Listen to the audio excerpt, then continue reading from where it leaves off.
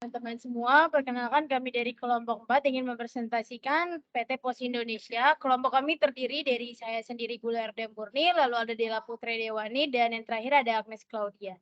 Baik, selanjutnya kita masuk ke dalam materi kita. Yang pertama adalah mengenai PT Pos Indonesia. Nah, PT Pos Indonesia ini merupakan sebuah badan usaha milik negara atau yang biasa kita tahu adalah BUMN yang bergerak di bidang layanan pos. Saat ini bentuk badan usaha Pos Indonesia merupakan perseroan terbatas dan sering disebut dengan PT. Selanjutnya kita masuk ke dalam titik layanan yang dijangkau oleh PT Pos Indonesia.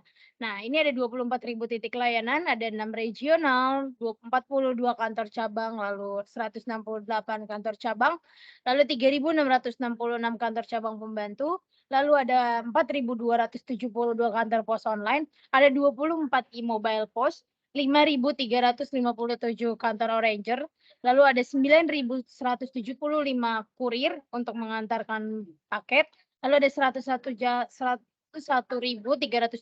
jasa.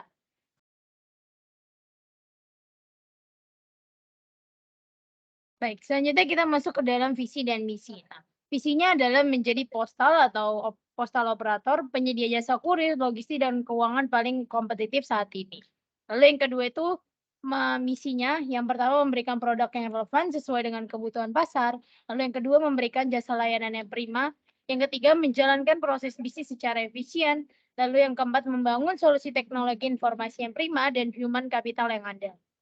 Yang terakhir itu memperkuat sistem pengendali internal, governance, dan manajemen risiko untuk mencapai tingkat kematangan yang memadai untuk mengamankan pencapaian tujuan perusahaan tersebut.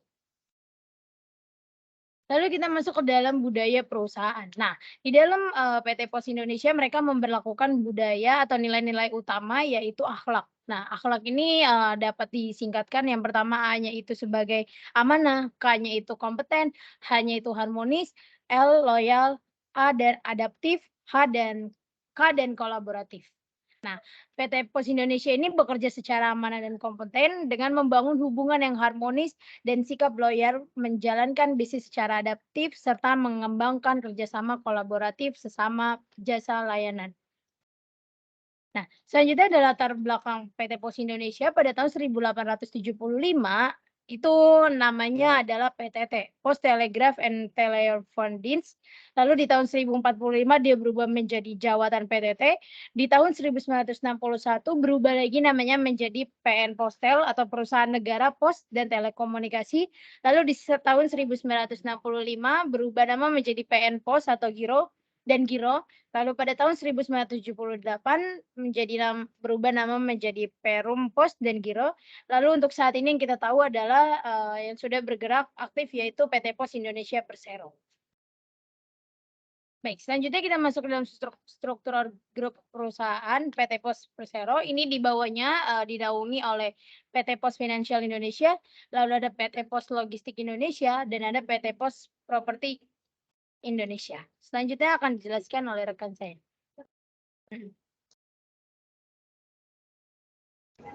Selanjutnya di sini ada logo perusahaan. Jadi pada tahun 1965 PT Pos Indonesia mempunyai logo seperti yang sebelah kiri sini. Lalu seiring berkembangnya waktu maka selalu berinovasi hingga berubah menjadi logo yang 11 November 2012.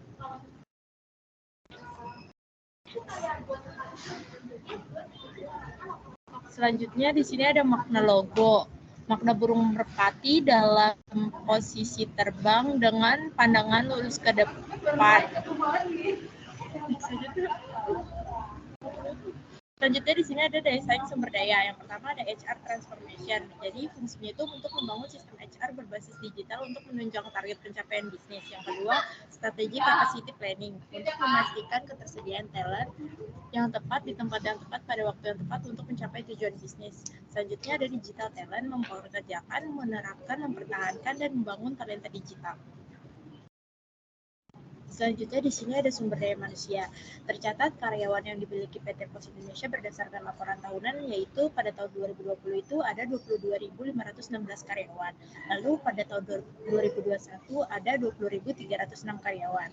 Teknologi yang dipakai oleh PT Pos Indonesia, yaitu yang pertama ada IT, Enterprise Application Integration, dan Sistem Customer Relationship Management atau CRM. Next. Selanjutnya di sini ada analisis SWOT yang strength memiliki jenis layanan cepat seperti Sunday, Service, dan Next Day. Lalu ada weakness, masih terjadi keterlambatan dalam penyampaian kiriman karena munculnya sistem mass product. Lalu di sini ada strategi S atau O, dapat menjangkau seluruh pelosok dengan layanan jasa keuangan yang pengiriman paket pos dengan jaringan pos Indonesia yang tersebar. Selanjutnya ada strategi W atau O, memaksimalkan peluang dalam logistik pengiriman paket dengan memanfaatkan jaringan pos Indonesia yang memiliki 4.367 kantor cabang. Selanjutnya ada strategi S atau T, meningkatkan pemanfaatan fungsi layanan aplikasi berbasis web serta layanan jasa keuangan secara online dari satu pengirim ke banyak pengguna dengan zero cost dan fund distribution. Yang kedua, menciptakan fitur yang inovatif untuk layanan kurir seperti pick up dengan Oranger untuk memudahkan pelanggan mengakses pos. Selanjutnya ada strategi W atau T.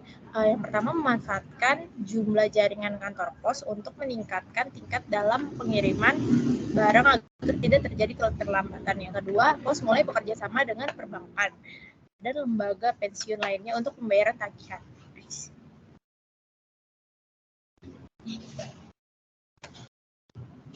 Selanjutnya di sini ada kolaboratif strategi untuk mengembangkan dan mengefektifkan layanan internet. Pos Indonesia bekerja sama dengan PT Quantum Aksindo Nusantara mendirikan PT Bakti Nusantara Net dengan 3 pilar utama yang dimiliki dan dikembangkan oleh PT Bakti Nusantara Net. Meliputi yang pertama ada bisnis jaringan, yaitu untuk membangun kemampuan memberikan solusi menyeluruh layanan IT yang didukung service point BWN di semua kantor pos. Yang kedua, bisnis akses channel dan sistem switching, itu untuk mengembangkan pos berbasis IT serta menyediakan kebutuhan sistem switching untuk mendukung pengembangan outlet pos. Yang ketiga ada bisnis IT solution, yaitu untuk mengembangkan berbagai konten application service yang searah dengan pembangunan bisnis pos di masa depan. Selanjutnya ada kompetitif strategi. Pos Indonesia masuk dalam kategori cost focus dan differentiation focus. Dilihat dari banyaknya jenis layanan yang disediakan Pos Indonesia seperti layanan surat dalam negeri yaitu pos ekspres, surat pos biasa, paket pos biasa, pos pelayan khusus, pos mail, serta corporate postal management, yaitu layanan untuk menangani surat dan paket bagi perusahaan dan institusi pemerintah. Selanjutnya di sini ada growth. Yang pertama ada concentration vertical growth. Dalam bersaing dengan pendatang baru, Pos Indonesia melakukan pendekatan dengan anak perusahaan untuk fokus dan mengelola kemampuan terbaik seperti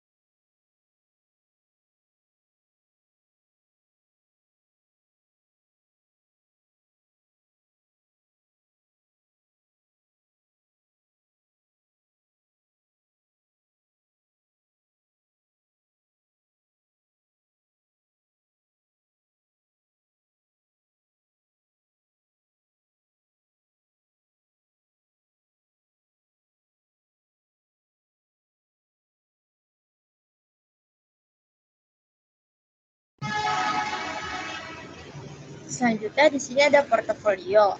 Dengan menurunnya bisnis surat dan jasa keuangan berdampak pada terjadinya penurunan laba bersih secara signifikan sebesar 64,11%, yaitu 127 miliar di tahun 2018. Selanjutnya ada retrenchment. Turnaround. PT Pos Indonesia melakukan turnaround dengan merubah pelayanan perusahaannya yang awalnya hanya memberikan pelayanan fisik saja atau offline. Kini PT Pos Indonesia telah mengikuti perkembangan zaman, yaitu PT Pos Indonesia memberikan layanan secara online dengan meluncurkan aplikasi seperti Pos Aja, Posin Aja, dan Postpay. PT Pos Indonesia meluncurkan aplikasi dan mereka tetap menjalankan secara offline, masih ada agen pos.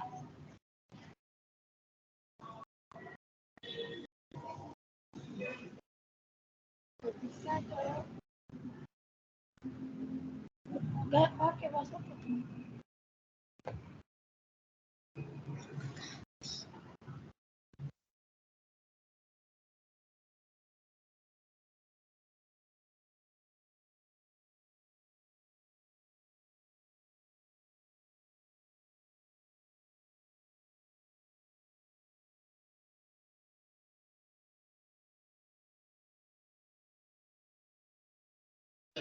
Ambil situ dulu.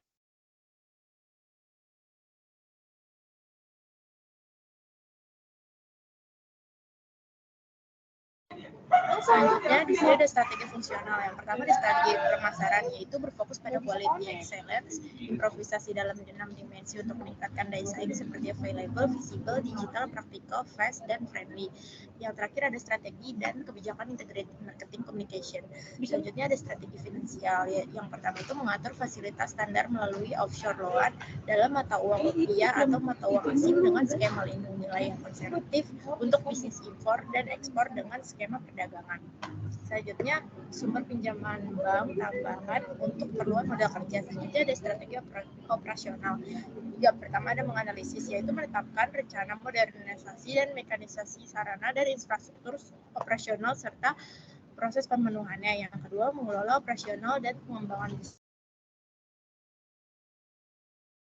Dan yang terakhir, mengelola tenaga kontrak karyawan untuk mendukung kinerja operasional perusahaan.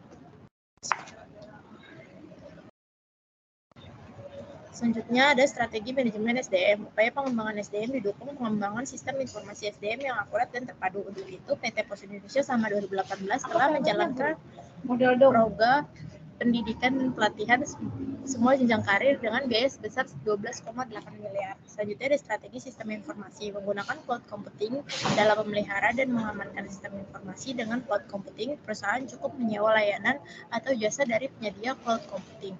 Cloud computing membuat para pengguna atau user bebas berkreasi dan tidak perlu menyediakan infrastruktur seperti data center, processing power, storage, sampai ke aplikasi. Semuanya sudah disediakan secara virtual.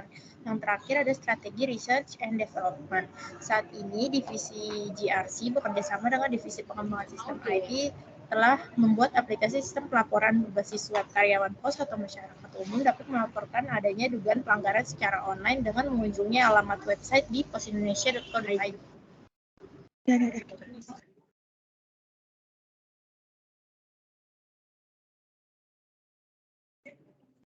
Selanjutnya ada jasa layanan internasional. Di sini ada paket pos biasa internasional, Quick International Express, sama pos ekspor dan IMS. Next. Selanjutnya ada segmentasi, targeting, dan positioning. Segmentasi yaitu jenis customer dari industri, rumahan, maupun pemerintah. Selanjutnya yang kedua, industri berdasarkan jangka waktu, yakni jangka waktu pendek dan jangka waktu yang panjang. Yang ketiga ada tingkat pendapatan mulai dari tinggi, menengah, hingga rendah. Selanjutnya ada targeting, yang pertama industri dalam jangka waktu yang panjang. Yang kedua ada pemerintahan, yang ketiga ada customer rumahan yang memiliki pendapatan menengah ke bawah. Yang terakhir ada positioning, yang pertama mengutamakan keselamatan atau safety first, yang kedua ada efisiensi dalam biaya, dan yang ketiga memberikan hasil terbaik. Selanjutnya, strategi PT Pos dalam melakukan inovasi. Yang pertama, inovasi produk. Yang pertama itu bermetamorfosis dari sekedar postal company menjadi network company. Yang kedua, ekspansi, memperluas akses PT Pos dalam mendistribusikan produknya, baik domestik maupun internasional dengan beberapa cara. Yang pertama ada KO branding dengan perusahaan lain guna melahirkan produk-produk baru yang inovatif. Yang kedua, melakukan sinergi bisnis dengan sesama perusahaan BUMN. Yang ketiga, menciptakan bisnis retail dengan konsep one-stop shopping yang meliputi retail benda-benda pos, coffee, and bread shop. Next. Selanjutnya ada inovasi teknologi. Yang pertama, melakukan transformasi dari postal company menjadi networking company. Yang kedua, membuat website berbasis internet yang tidak hanya bertujuan untuk memudahkan customer saja, melainkan situs PT Pos dijadikan alasan untuk memasarkan usaha para merchant. Selanjutnya ada revitalisasi budaya perusahaan dan sumber daya manusia. Yang pertama menerapkan nilai-nilai budaya POS baik dalam hal berorganisasi maupun sumber daya manusia. Yang kedua memprioritaskan kepuasan customer dan yang ketiga mengedepankan kesejahteraan dan integritas para anggota perusahaan. Berikut adalah foto-foto dari penghargaan dari PT POS Indonesia. Sekian presentasi dari kami, kurang lebihnya mohon maaf. Terima kasih.